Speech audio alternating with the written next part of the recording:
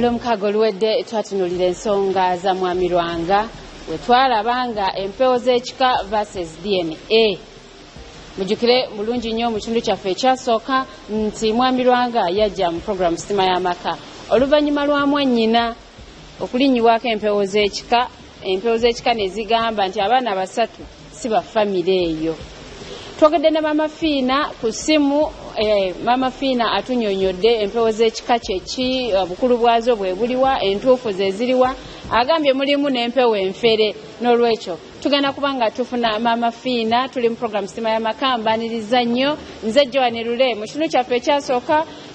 Mwami Lwanga yannyonnyola n'omukyala n'annyonnyola. Katufune Mama Fiina ku ssimu atunyonnyole empewo z'ekika kyeki, zikola zitya, obukulu bwazo bwe butya, era ziwabizza zitya abantu mu families ez'enjawulo. N'oluvannyuma tujja kubanga tuddako emabega ate tulabe programu yaffe yatandikiramu. Kati okusooka yatandika kusooka namubuliza babuye naddala programu Sitima y'Amaka. Ate ensonga nnungi nnyo bazireese ku leediyo y'ebyobuwangwa ne TV. Olw'ensonga nti abantu bangi mu ggwanga lino babonyebonye lwa mpewo, abantu babuzaabuziddwa lwa mpewo, abantu babuzaabuziddwa olw'okuba nga balowooleza mu kintu eiza ekituufu oba ekifu ekikyamu. Empewo z'ekika z'empewo ezituzibwa gy'emyoyo, kankiyite mu bufuzi gy'emyoyo egy'abafa badda. Omwoyo gusobola okulinnya ku Joan oba ku Mama Fiina ne gusobola okulamula ekyaliwo n'ekirijja n'ekinaabawo.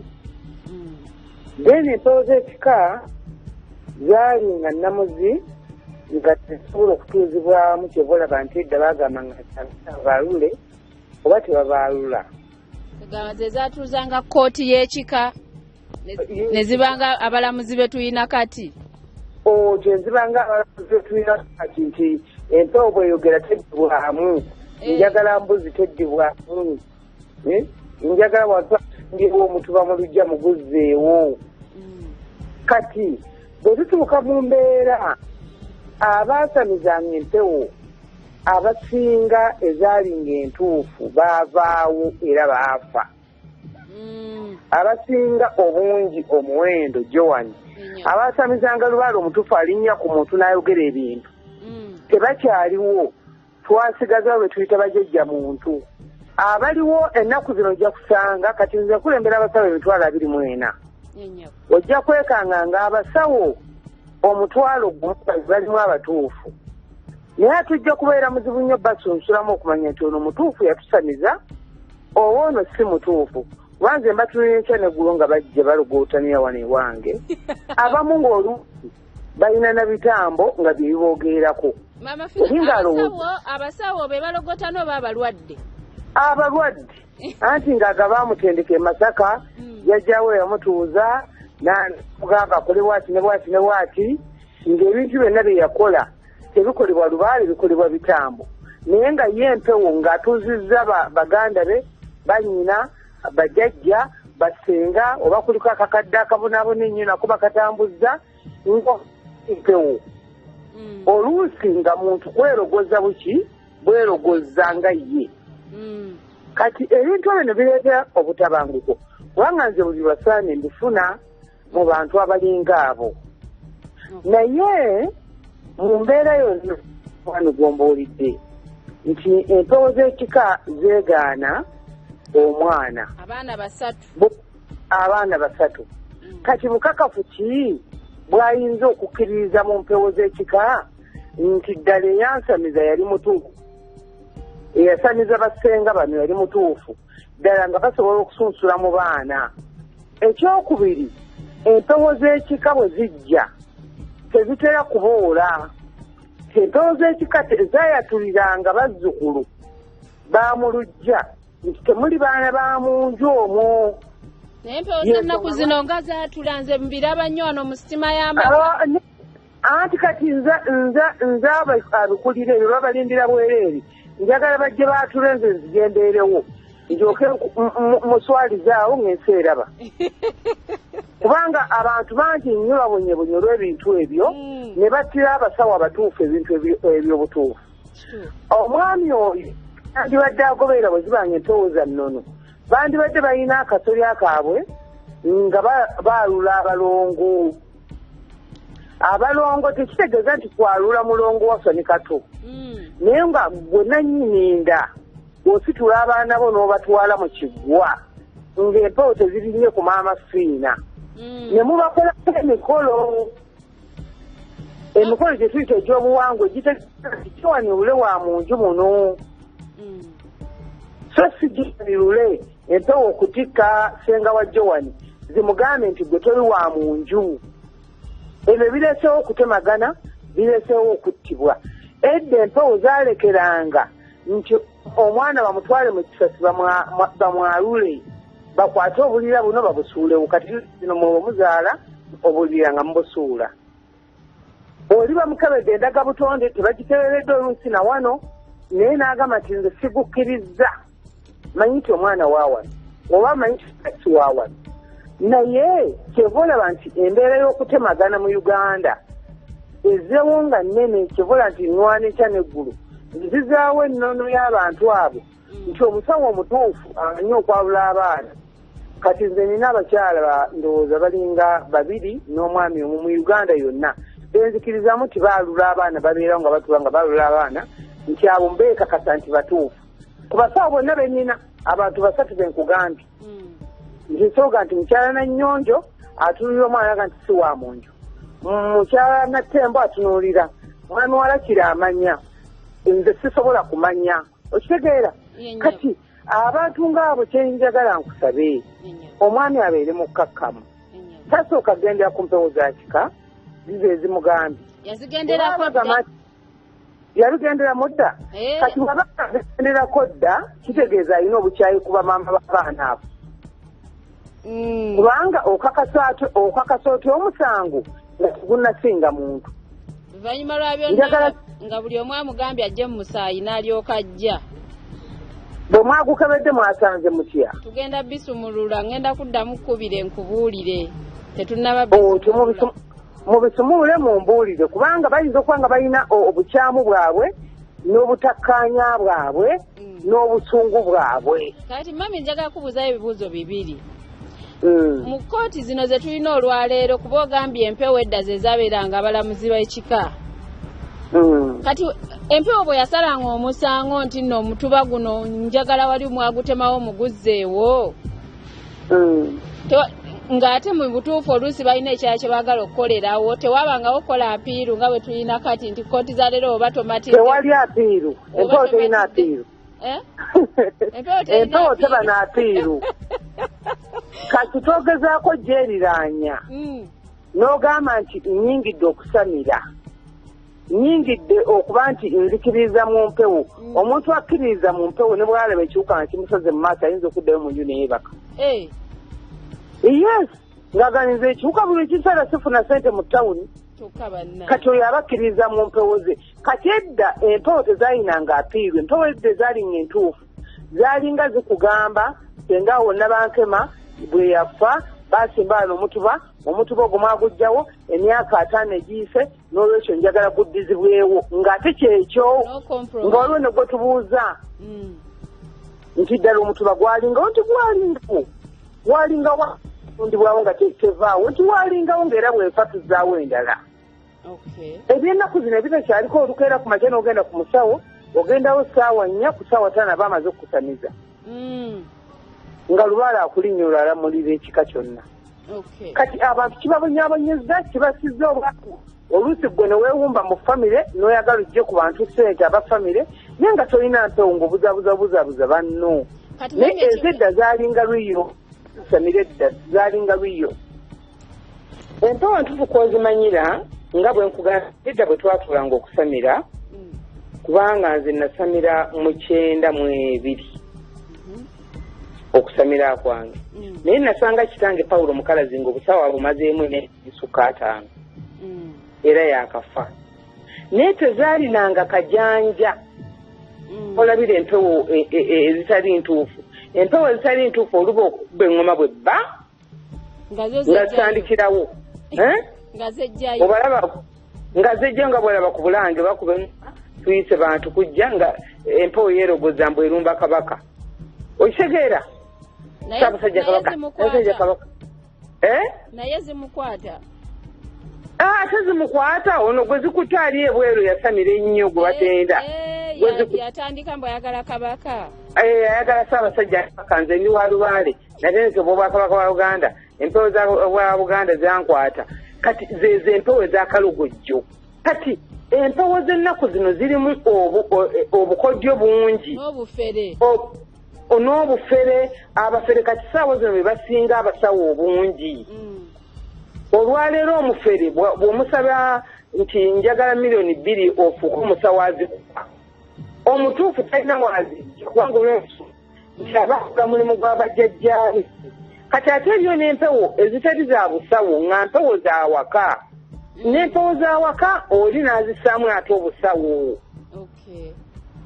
so n'olwekyo abaana abo saagaddewo mba tubakwata taata yamatira bamaama tebamatira n'abaana sibamativu so n'olwekyo mbadde nsaba tukomyawo kwabo kwe tuba tulagira ddala abantu nti empewo ntuufu ze zino enkyamu ze zino atusibe okuba kugamba nti twasamiza oli gino mukwate mbatwaleyo babasamiza oli gino tulabe obaddala basenga basobola okutuula ku nkanamu eyo kati mwanyina woone yalinyibwako ezo empewo tuyinza omukuleetera n'otubulira oba ddala empewo ezamulinnya ntuufu oba mu ddakiika 2 mba mbagambye nti oba ntuufu oba nkyamu kubanga bonna sirina gwe mmanyiko sirina nti olajja kumpa nguzi sirina nti oba oli waliwo agenda okumpa nti oba abaana mbamanyi mbawolereza sibawolereza omwami ono bw'anabakkiriza okuleeta mwannyina mami tugenda mukuleetera banabakkiriza oba yeerogoza oba mpewo zennyini bwe ziba mpewo zennyini nziwabule baziteekemu empisa ezitayasa byama bya mu nju bamanyi noziteekamu empisa Joan wali osanzeeko nga neerogoza mu kkubo nedda empewo baziteekamu ebyama bazirayiza tonnumbagana nga wali abantu toyabyanga byama bya mu nju kati Joan oyinza okubeera ng'oli mukyala mufumbo olina empewo kati nno gy'oyitirako ebweru empewo ezooka zifubuutuka eri ku ssaawa 5 eddakiika 2 bajja kuba basisinkanya watu wewasi kati gw'ogenda ogamba nti ndi seefu ani andabye oba okyaliwo ng'omusajja akuguddeko ebintu by'empewo biwanvu naye ng'obisomye ate byangunya abantu babonaabona olw'empewo n'empewo kyekintu ekyangu ennyo kyeva oli ayinza okugamba nti ntambudde mpewo okumala emyaka 3 ng'osomera ki empewo kyekintu ekyangu nnyo kyolaba n'oga nti empewo eno neeno yali ekolanga bweti ne bweti n'ogiyita nga nannyini ali awo n'ogituza n'ogiga nti munnange nkuyise njagala okukusembeza mu lujja lw'ab'emmamba naye munne mbadde nkusaba ombulire kyoyagala tompemulanga tonswazanga tonyambuliranga mu bantu teweerogootanyanga kubanga empewo ey'omunju okwerogootanya nti abaana baawano si baawano nga n'ekitaabwe akyaliwo okwo kuba kulogootana teziba mpewo oli gino ne bwe ziba zoogedde amazima zeetaagamu okubonerezebwa oyogedde ensonga bazibonereza batya kuba omukazi ono alina ennaku agamba empewo zamenya amaka ge mwami woono mukyala w'omwami ono agamba empewo z'ekikazi ezamenya amaka ge okubya ddala lwezeegwana abaana kati singa tusanga nga abaana ba mwami ono empewo ezo bagenda zibonereza batya kati empewo oba banazibonereza kijja kyogayana ku TV kubanga olw'ensonga ekikulu omukyala aba yamuzaalamu omwana mu baana 3 ebagambye nti si baamu tutunuire abaana 3 bonna si baamu bwe muba amazima ga Katonda mu ggulu ndayira nga mulimu omu ow'omusajja oba 2 omusajja omukazi oyo abaana abo abaasitula babaleeta empewo zaabwe ezo zibonerezebwe ez'abaana kakati ez'ekika ekyataata kizamu ebyo ebintu kakati bazibonereza kiri bwe kiti ffe wano mu programu Simanya Maka twabawa offer obakeberera omwana omwomu kati mundeetera omu gwe mukakasa nti waamu anti tetunasumulula bya musayi kati beerako tubisumulule tugenda kuddamu okay omala okusomera mujja kumbikira nja bakubira kale nnyabo Mafiina bwatunyonnyola empewo z'ekika n'ebika byazo tugenda kuba nga tumulamu katono nnyo bwe tudda ate tulabe ensonga z'omwami n'omukyala Lwanga zaatandikirawa wabula nga njagala okujjukiza nti bannaffe aba Hotel Lavanda bo babeerawo nnyo okubanga bakuyambako mu buli kika kya mukolo okuteeka emikolo gyo egy'enjawulo oyina mbaga oyina kwanjula oyina baby shower oyina bridal shower oyina shower kati ennaku zino nnyingi nnyo nnyo gwe kasita omanye nti oyinayo omukolo gwonna oba shower ki kika kya shower ki genda wali eri ku Hotel Lavanda bannaffe abo bajja kuba nga bakuteekera omukolo gwo mu ngeri y'ekika ekya waggulu balina lanchi ya mulembe saako ne dina basanga wali erusaze bagazeeko tojja kwejjusa tovaawo komawo mbakulisayo nnyo mbebaza okuba nga mukyali nange njagala tuddeko emabega katono nnyo ate tulabe programu eno ensonga zino zetukutte olunaku olwaliro tezitandise leero zaatandika mu kitundu ekyasooka wiiki ewedde katulabe gye zaatandikira kulaba naffe abakatwegatta nina abaana 5 naye nga ziŋŋamba 3 si bange kati ekyo wekyajjira twalwazaako sisita waffe kati sisita waffe bwe tumulwaza najja ne tubakuwe tumutwalako wakati bwe wali teweegaana abaana bo paka nga empewo z'ekikazi biyingiddemu era nali manyi abaana bonna bange naye kati bwe tulwaza sisita wange lwenkitegeera oba lwekijja ekyo ekyokubeera nti ziŋŋamba abaana 3 si bange sisita yaŋŋamba abaana kati ebiseera ebyo omukyala yali lubuto naye nze yaŋŋamba namugamba nina abaana 4 ye naŋŋamba nga ndaba 5 ne mugamba ye simanyi oba omukyala ali lubuto simanyi naye nga nze namugamba nina 4 ye naŋŋamba nti nze nga ndaba 5 kati wali omaze omubulira nti omukyala wali lubuto saakimugamba kati nenkikomyawo bwenkikomyawo netuvaayo omulwadde netumukola ki netumuzza awaka kati ngera bwe nkunnyonnyodde nti bwe twamujjanga eri nga bwe tumuzzaayo ng'atabuka netubaako awalala we tukola ki we tugenda kati omutima gwankubira nga ndi ewa pasita eyo bwe gunkubira nga ndi wa pasita neŋŋamba nti singa tunaba tumututteko awalala nja kwongera okukola ki okukibuuzaako era kye nakola nenkola ki bwe twamutwala awalala nenziramu nembuuza nga bamazeeyo okumukolako ebibye nange neneebuuzaako nga nze kati omusajja yaŋŋamba alina ekigambo kyaŋŋamba yaŋŋamba omusajja taboola abaana ng'olwo njagala omubuuza nti abaana abange bali bameka yakinkisa naye naŋŋamba nti omusajja taboola abaana olwakijja ku ki okugamba nti omusajja taboola abaana olyo wali omugambe tulina abaana botankana oba yeeyogeza nakibuuza olwo omusajja eno mulajja mugenze mbunga omuganda gye mwatambulako ng'abaganda olwo namubuuza nga mmaze okufuna amawulire eri kugamba nga oli akisiinyizaako neŋŋamba nja kwongera okukola ki lwaki oli akyogeddeku nja kwongera okukola ki okyetegereza kati awalala we nagenda era nga tulina sisita wange bwe twakomawo olwo kati bwe nagenda ewooyo omukyala gye nagendako awalala oyo wakusatu sokolinde bw'atamuzanga sisitawo bamujjanjabe nga kifo ky'okubulira ebiruma sisitawo badda mu kubulira bikwata ku baana bo ebya sisita byasookanga ne biggwa nze nemala nenkola ki nembuuza ensonga ezange ngaekyoli kiwedde kati ebya sisita bwe byaggwanga nze nembuuza ekyange kati omukyala eyasembayo eyaŋŋamba naŋŋamba namugamba nina abaana 5 naye njagala kumanya abange bali bameka kati omukyala yaŋŋamba abaana babo abange yaŋŋamba bali 3 naŋŋamba 2 si bange konze wowo nti ye mu bufunza abasawo abaganda be bakugamba nti abaana abamu si babo empewo za kikanga bwe wali neyo tugenda kutuukayo neyo tujja kutuukayo kwaba 3 mumuwala n'abaana abalala muddako bagamba mbu si babe akale abasawo abaganda abamu bwe yatambuzanga mwannyina nga mulwadde kaakati mu kuva eyo bwe yava mbu ku basawo abaganda nga bamaze omumugamba mbu abaana abamu si babe kati mu n'empewo ne ziri nnyo mwannyina nazo ne zikkaatiriza ezikkaatiriza kyova olaba maama Joan Lule kirungi okukkiriza ebintu ebimu n'ebirala obutabikkiriza. Kaakati bakkiririza batya mu mpewo era abantu waliwo abamugamba nti okkiriza otya mu ekyo nga tosobose kugenda mu musaayi, omusaayi gwe gumalawo byonna. Kati empewo zaamukakasa zitya era zaamugamba zitya nti abaana si babe nga tabakebedde mu musaayi. Nakyagala dda nnyo singa natuuka dda ne wano. Yatuuka n'okuyita ab'effamire yange, sisita wange n'omwana wa blaza wange. Mba ndi waka bankubira essimu, ekyo naade sikugambye. Angamba maama Loba tujjeeyo mulamu atuyise. Konze abayise abagamba ki? Konze nga bambalinda nga bajja. Bwe bajja ewaka naye yadda bukyali. Abagulira byakulya, abagulira byakunywa nga banywa. Ng'atandika nsonga agaane nno mulamu ensonga ebampisizza bweti ne bweti munnange oyo amaka yagasobya. Amaka yagasobya.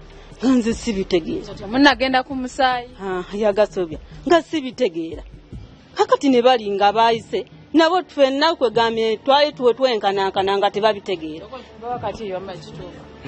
Temunagenda ku musaayi gwomuno n'omulangirira nga bwe yasobya amaka. Nedda mukwano kati kyali bwe kiti. Era nakigambyeko wali eri omulundi ogwasoose. Nze nga maze okufuna amawulire agava ebujjajja. Of course nalina okukakasa kubanga nina bye nali ndabyeko. Okyolira kwensinziira. Naye empewo z'ekikezo zo tezirimba. Kakati njagala olwaleero ntegeere nti zirimba oba tezirimba. Anti kyenjagala mmanyi oba zirimba oba tezirimba. Ekitegeeza singa tuzuula nga abaana babo kigenda kukakasa nti empewo ezo ziwabizza ebika bingi. Ekyo kirungi nnyo nange muli. Ekyo muli. Kati empewo ezo zo bazivunaana batya? Yeye nyinyi yazinyako obuvunaanyizibwa tagamba mbu tamanya azivunaana kubanga ye mukulu w'ekika kyabwe era wamma. Kaakati tagamba nti tamanya azivunaana. Uno maama w'abaana alina ennaku empewo zaasatulula obufumbo bwe, zaasatulula amaka ge, naye twagala tulabe sayansi akkiriziganya n'empewo. Ya maama Fiina atubuulidde ebika by'empewo naye kakati mwami Lwanga katubuulire ebigambo bya maama Fiina abyogerako ki era ye awulira atya mukadde kano kubanga olwaleero lwe lunaku mulindwa. Ebyomusaayi biibino tubirina kakati twagala tulabe empewo z'ekika versus ebyomusaayi. Ebyomusaayi binazza abaana mu kika oba empewo z'abagobedde ddala. Mwami Lwanga. Maama Fiina anyonyodde process bbiri. Timulimu abafere, mulimu n'entuufu. N'agamba nti empewo entuufu kwalinga kwalula oba baana. Agambye empewo entuufu tezeerogozza, tezaasabya amabya kika, tezeekubira buli wamu, empewo entuufu zeefuga. Kakati ffe kirungi ffe tetusamirangako. Era ebibuuzo bye mbadde njagala okumubuuza maama Fiina bwe mbanga sisamirangako. Kakati bwe gibanga gibeera emyoyo gy'abantu abaafa nze nga sisamirangako era naye kyembadde njagala mmubuuze bwe bukya ku nkya nga nezinninya kati onooyawula otya okwerogozza omutuufu n'atali mutuufu kuba agambye waliyo entuufu waliyo n'ezeerogozza. Agambye nti empewo entuufu teziboola kika. Kakati awo kati akyogedde kati awo ye ayinza okumpa bulamu naye kati nze mubuulira kyenkola ki kyemmanyi oba kyennalabako era ntegeere lwaki kyajja bwe kityo oba lwaki kyatabula amaka gange. Ngenda kuba nga nzaako maama Fiina wano ku ssimu addemu ebibuuzo bya mwami Lwanga kuba mwami Lwanga alina ebibuuzo bye ayagala maama Fiina abiddemu direct nti ye tasamirangako naye lwaki empewo zajja ne zirinya mwannyina ne zoogera ne ku ky'abaana nnyabo. Maama Fiina byayogedde obiwulira? Mbiwulidde nnyabo. Byogerako ki? Maama Fiina byayogedde sirina kyembyogerako nga nze kubanga ekyo kyangwako amaka gange ne gasasika lwekyo naye nga nze sirina kyenkyogerako kubanga byempewo z'ekika sibitegeera bulungi. Naye ng'obikiririzaamu? Sisobola bikiririzaamu kuba bw'obeera omuntu ddala ng'oli muntu tosobola kukkiriza mangu kintu empewo z'ekika kizize kigambye n'okola kyebaba bagamba nti omuntu obanga osalangawo tosalangawo mu busungu ekiwulidde kati ye mwami oyo yasalirawo mu busungu ng'empewo z'ekika zimaze omugamba bye zaagala n'asalawo mu busungu n'akola nga bwe yayagala era nga bwe twava emabega bwe twayogera. Kati by'omusaayi olwaliro tubirina ki kyosuubira? Ebyomusaayi sirina buzibu nabyo era nsuubira birungi byerere mu bbaasa eyo. Okakasa?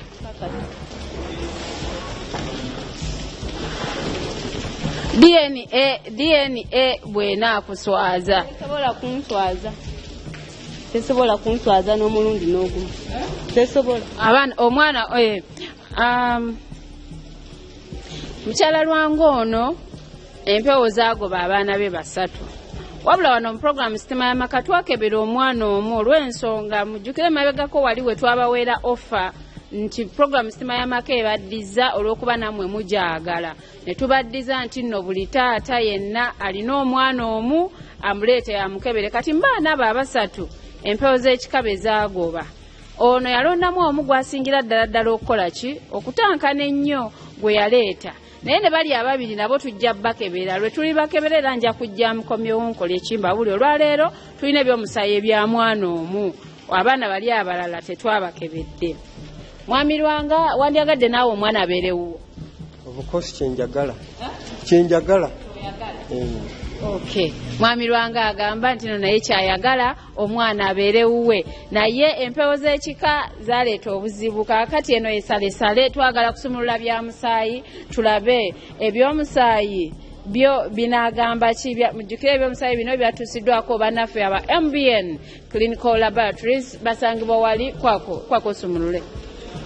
Mwami Lwanga kasumulule ebbaasa erimu ebyomusaayi tubisome ate tulabe finally tuli mukadde aka DNA no sumula wamu tuli mukadde aka DNA versus mpewo za kika kakati twagala kulaba eta kuyambeko Mwami Lwanga temumunenye ebbaasa bwe beeganye akadde namwe mukamanyi kaba kakazigizigi kano ng'ebyomusaayi bifulumye wabisumululidde na kusaidi nkyamu naye kale yeah.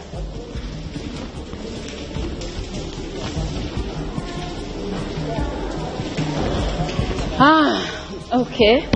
Alenze kasantunulako wano awasooka kitegeeza ansa mba maze ogifuna naye okakasa omwana wa Lwanga nkakasiza ddala 10 kukinnaki omwana mpozi yani Kalule Fred. Okay.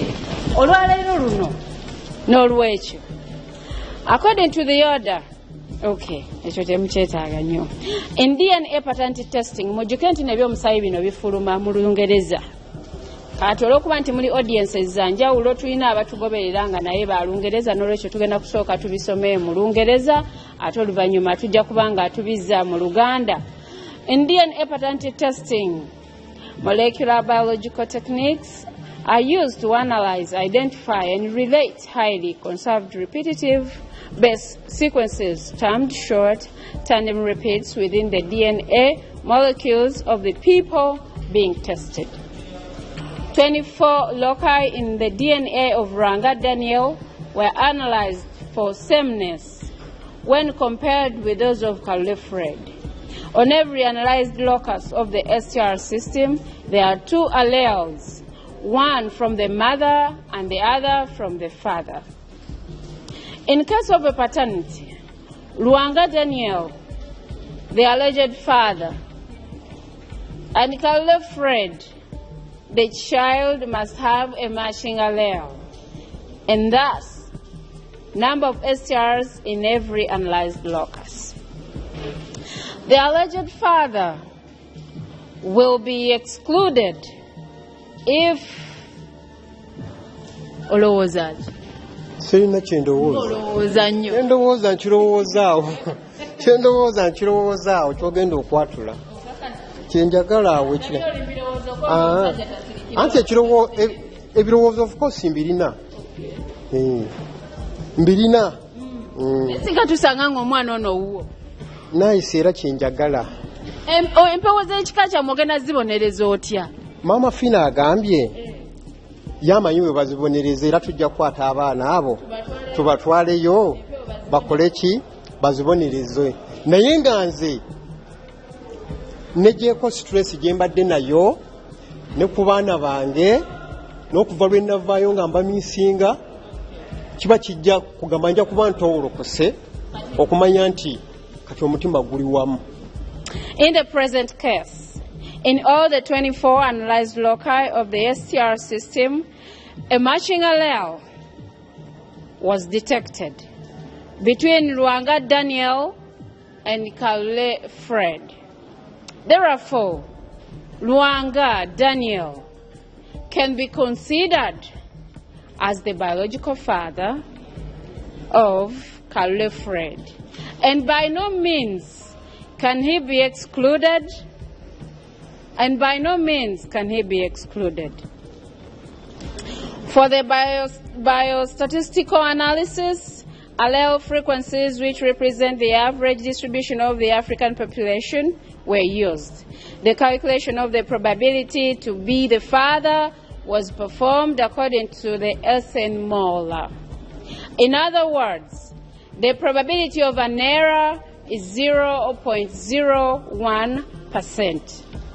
Consequently, it is practically proved that Luanga Daniel is the biological father of Kalule Fred. Obitegedde? Okay. Omwana mpozi wa myaka emeka? Wanji? Omwana wa myaka 6 empewo z'ekika zeegaana abaana basatu naye wano mu program sitima y'amakafe twamuwako ofa ya mwana omu kakati oyo ebyomusayi bye bifulumye n'abali abaana abalala nabo tujja kubanga tubakebera bwe kituuka ku mwana Kalule Fred ow'emyaka 6 empewo z'ekika gwe zaagoba mu famire n'omwami n'adduka mu maka ge ng'empewo z'ekika zimaze omulaga nti abaana si babe tugenda kubanga tuwumulamu katono nnyo bwe tudda ate tulabe ebyoluganda.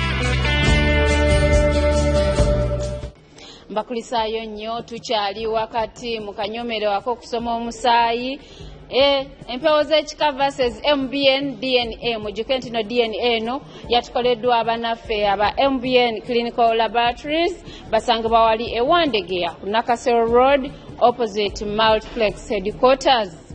Oluvannyuma lwa mwannyina wa mwami Lwanga ono okulwala olumbe olwayitibwa nti Luganda bwe bamutambuza eyo omusawo omuganda bwe yamala okubabuulira ebirwadde ebimuluma si kyekyo ontereezaamu byebyo nga webyogera tugende nnyabo bwe yamalanga ebirwadde ebimuluma empewo z'ekika ne zimulinnyirayo eyo ne zimugamba mbw abaana 3 mu baana 5 si babe naye obakali kakodyo kaabamulamu bamulamu abo si bangu bamulamu besaawalaba kituufu si bangu wasobola okubeerawo obuzibu bwabwe n'omukyala naye nga tenze tebinkwatako nze mbala kya famire yange biri bibeera byabwe nga bo era sisobola bikkiririzaamu. So tubadde tugamba obanga waliwo possibility nti omwana oli yamukolera ettima bwe kituuka ku mwana Kalule Fred ebyavudde musaayi banafe aba MBN bazudde nti Luanga Daniel is the biological father of Kalule Fred ye taata w'omwana. Program okuva lwe yatandika okuviira ddala mu kitundu ekisooka Daniel Luanga ye taata wa Kalule Fred okusinziira ku DNA science nga bwe yazudde. Program okuva lwe yatandika mbagamba nti program eno eri science versus empewo z'ekika. Kati ndowooza mukitegedde empewo z'ekika kyammwe abali eyo famire ez'enjawulo mulina empewo z'ekika ziba drivinga naye bino bye bimu ku bintu eby'enjawulo ensobi ze muyinza okukola. N'olwekyo MBN ndowooza ewangudde katufune obugalo bwa MBN bulijjo mbagamba MBN versus empewo za kika.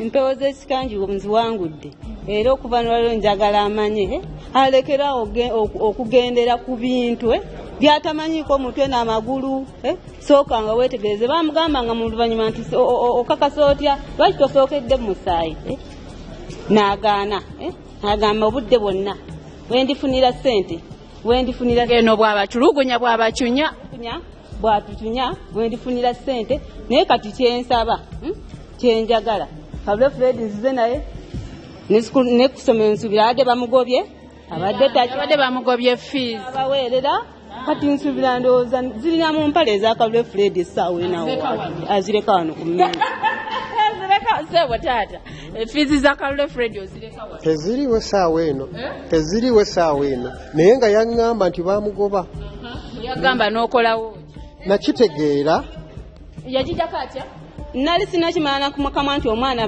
babagobye nagijjako nga sinayongerako nabirala kati mbadde nsuubira nti olwaleero zigira ku mmeeza kubanga nze ndi mugumu siinaamu nkenyera siinaamu wadde akantu konna naye munno yagamba katono nnyo yandisoose n'abuuza nti lwaki wajjako essimu lwaki wajja era essimu yaginkubira ndi kuki omulimu ogwange gwa budereeva kati sisobola kukwata ssimu nga njogera n'ono era yaddamu n'akuba saddamu n'omukubya n'omugamba nakukubira lwaki ewe yankubirira nali sisobola kukwatirawo essimu siganye naye waddamu n'omukubira n'omugamba yali amaze ojjogerako nga ya fiizi mu bbanga lyonna lyamaze omwana oyo omwaka ogwasooka ng'atandika okusoma lumu bamugoba omwana oyo ne mugamba kalu nga sirina ssente leero essimu yiine ssente gwe ziri kubira taatawo nenjimuwa omwana omuto bw'atyo gwe muwa amasimu mbwakubira oli taata ye bangobe sukulu fiigi yamuddamu kimu nti nga nange mpulira ku simu gamba maama wo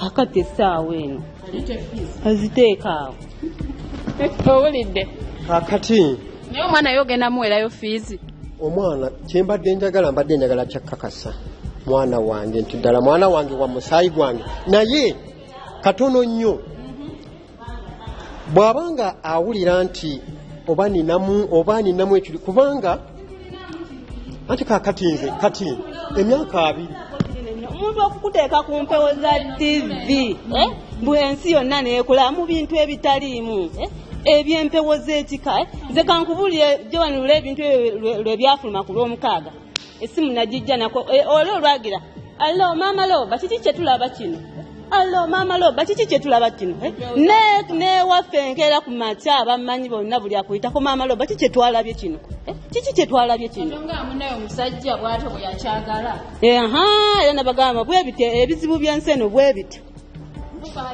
ensi yonna emulabye empewo z'ekika kyasembye nazo kakati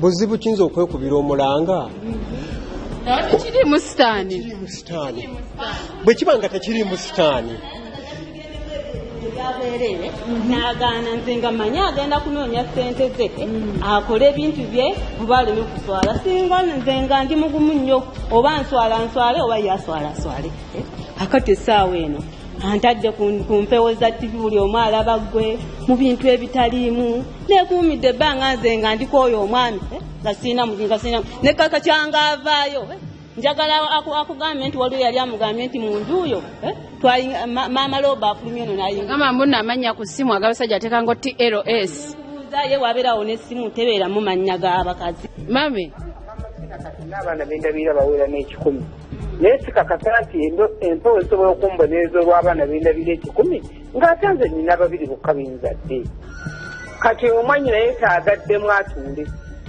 yeetaagaddemu atunga ne maama Fina atudde ku ntebe wali nga mulaba bwenki oba kati nze omanyi gye wano ekyeŋŋana okusamiza empewo zetu zitwala obudde bunene zitwala obudde bunene kola emyenda kola biki naye kulwa famire yaabwe okulongoosa nze nja kwewaayo mbeerewo kati no ebivudde mu musaayi mbikusomera omwana Kalule Fred ow'emyaka 6 wa mwami Lwanga ono kati kitegeeza nti empewo z'ekika zaali zirimba sayansi aziwangudde bweza bwa mukazi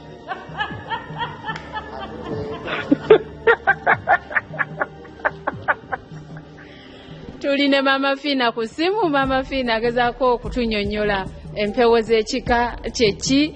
Empewo no zisembye Mama Fina, musembye n'empewo. Awangudde. Senga yasembe n'empewo ze. Jajja muntu oyo alinya ku mutwe nga yeewuguusa amuka agala mulamu we.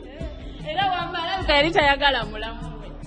Tayagala mulamu wo abo balemererwa ebyabwe ne bajja okulumbagana obubannaabwe. Bawulirire bamulamu. Ne balumbagana balemererwa omusajja bamukuba n'ayagala akumalireko obusungu bw'afuna talina wadde omukisa omusajja tamuwaanako. Kati bambi mwami Lwanga ayinza okuba ayagala mukazi we. Bino byo byadibadiba dda ne byoka bireeta obukyayi obuyitirivu ennyo. Twaba tuleetako obukyayi. Twakoowera ddala omusajja bw'okwana mukazi wo manya nti okwanye mukyala wo muli abantu abo babiri yakuwaggo. Mu buwambe mwami Lwanga taata va mu buwambe weyagala empewo entuufu nange jangu mbuuza omusawo nkulagirire. Niye balema kutandika kuzanyira ku bwongo nga baagala sente w'ebigali. Omuwe 5 omwana bammaje emitwalo 10 school fees ng'awa school fees. Mami kati empewo tuzibonereza tutya kuba zaalimba ne zimenya n'amaka? We go tudde mu mpewo abaana bonna bali basomera omwo. Kati bali abalala tetwabakebera kubanga ono ofa twamuweemu nga bwe naggambye nga tutandika. Omusponsalinga ababiri anaaba afunye omukisa. Njagala mwami Lwanga kusa nti anzikiriza okubonereza empewo ze. Obulimba bwazo kakuddemu.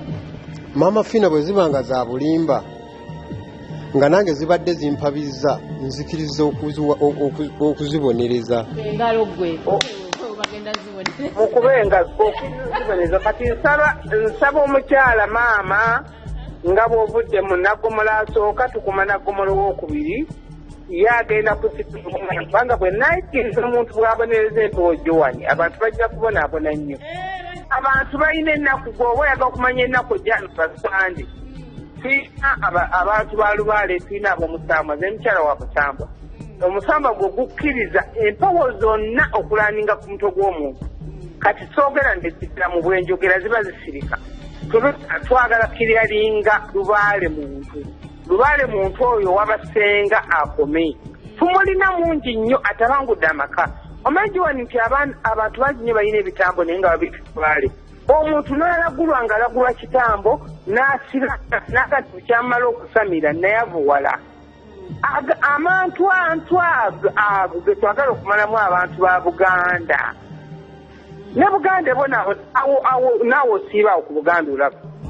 Oyinaayira ku Bulange Mengo nti bajjajja bansindise wano bakusindikawo wasamirira. Wewasamirira weeyimbewo. Mama Fina zikwatagana n'ezange. Oli wa Mamba ozaalibwa mu Kalazi.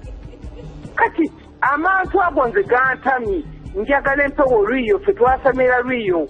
Abantu b'ebweru bonna abantu b'e Uganda mwenna abakkiriza mu bwangwa n'ennono mukendeeze okuwuliriza abasawo. Omusawo kyakulagudde sooka okiteeke ku bbali osooke weebuuze kituufu oba si kituufu. Naye bantu bangi nnyo basamidde Lubaale nga basamidde bitambo. Basamidde malogo g'abajjajjaabwe ge baliko ge baakola edda. Ekyokubiri bamulamu mufuneyo mukoma mufune paakingi. Tojja kuyingirira bawooli oba mubi yamanyako obubi bwe naamwagala oba mulungi yamanyako obulungi bwe naamwagala. Kati oba wadiba maama dibira ewammwe gye baakuzaala ndekere obufumbo bwawe. Tujja kutandika okubaloga mu ngeri endoga erisipetu okubagobaganya okubazaayo ewammwe gye mwafumbirwa babakubireyo emiggo bawakubireyo emiggo kinyonyuke. Wammwe temulina mpisa. Olemesebye mwami Lwanga mukazi we ng'omuga nti abaana basatu bamanyi omuwendo. Mwami Lwanga bw'akutupirawo naawe. Mwami Lwanga ayinza okugwa inafeitinga. Omanyi gwe abaana basatu gye wanti kitegeeza okuga nti si babo. Obanga atali musajja obanga talina busajja. Lwaki batufuula ne batufuuyira abaami baffe tebalina bagende basamirire ewaabwe mu kika ky'ewaabwe. Mwami Lwanga nkusaba mbuulira abaami tomala gakkiririza mu mpewo za wammwe obw'obanga oli gwe nga gwe olina empewo ekkolera obugagga si buli mpewo nti eri mu kifo ekola obugagga olina empewo yoyo ekola enkozi kyobanga onoonya tonoonyanga mpewo zinake tonoonyanga bigambo bannange osanga njogezaamu obusungu si bwe ntera okukola naye nsaba mwenna abawuliza ba BBS terefayina omwagazi w'oggwanga era ebuulira mu nsonyiwe bwe mba njogezaamu eddoboozi eddi naye nga nsaba mwenna mubeere beegendereza eri empewo za Buganda n'empewo zonna nti tubuzaabuzibwa mu ngeri emu oba endala naye bw'oba nga otuuse ku kisenge ati si nnumba oba lumba Joani omubuuze nja kusobola okukikiryalinga ekyo kiggwe. Ensonga za Mwami Lwanga bwe zityo bwe zitambudde oyo ye Maama Fiina taggwako bisesa naye ekirungi abannyonnyodde empewo z'ekika kyeki ababuulidde mwabalina empewo enfere abeesulamu akalogojjo ne mwesula ku bisengeri ne mwefuula mpewo bezikutte mwenna Maama Fiina ajja kubonereza empewo zammwe naye lwakubaganya otuwa obukodyo obubonereza empewo agambye ono agendeyo boogere bokka ng'abakyala n'omwana kuba bw'anaabayigiriza mujja zibonereza bubi kati ako akaffe kye bakeesigalizza naye nga mwebale nnyo mwebali eddala ababaddewo okubeera ddala program lwe yatandise ssaawa 5 paka ssaawa zigenda 6 tusiima nnyo nnyini ddala mwe abaami buli lunaku mbagamba nga tonnaba kwegaana mwanawo nga tonnasulawo makaago sooka ojje wano eno mu program Sitima y'Amaka tutwale abaana ku musaayi tumale obbakebera olyoka otandika okwekola obusolosolo ono empewo olwamugamba abaana si babe n'apaala n'agenda amaka n'agasuulawo abaana bonna babadde awo babagobye ne fiizi paka ebbanga libadde ddene nnyo okutuukawo yeeviriddemu okukomawo wano n'olwekyo mwewala ebintu ebifaanana ng'ebyo omukazi alina ebiwundu binene nnyo ku mutima njagala obbatumirako nnyonnyonnyonyo mwenna abafanzi baffe okusinziira yeyo yonna yonna gye musinziira mu Uganda yonna Bushenyi Fort Portal Busia Gulu yonna eyo gye muli nga munyumira program Sitima y'Amaka mwe naddala mmwe abatunula abawana eno Uganda our online audience thank you so much mwe abatugoberera ku YouTube ate bafanzi bange mwenna ku Facebook njagala okubanga mbatumirako mu ngeri enjawulo team Sitima y'Amaka ya WhatsApp nammwe mwebale kwagira program Sitima y'Amaka njagala okutumirako Honorable Muyanja Senyonga wamu ne family bannange mwebale nnyo mwebali eddala Honorable oyo Buganda oyo no hero wa Buganda eyagano gikwatako batumiddeko nnyo awo n'omukyala we muli omunyumirwa program. Thank you so much bannange musula bulungi until next time auf Wiedersehen.